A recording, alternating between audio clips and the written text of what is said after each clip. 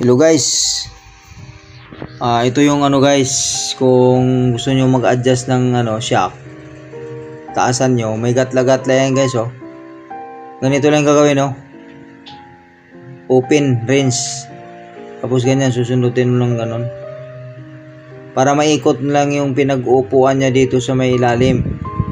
Kaya lang pupukpukin natin kasi medyo matagal na to siyang di na di na ikot. Kasi may mga yan, yung mga buhangin-buhangin. Para maikot natin.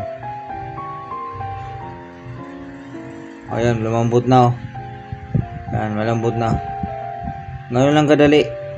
Tapos ilagay mo dun sa pinakamataas na gatla. Para tumaas. Ayan. Diba? Ngayon lang kasimple. Kung ano ginawa mo dyan, ganun din ang gagawin mo dun sa kabila. Yung motor ko kasi, yan, yung Honda Wave 125. Yan. Ganun lang. Diba? Ganun lang kadali guys. Open lang. Kailangan mo ng open. Maraming salamat guys.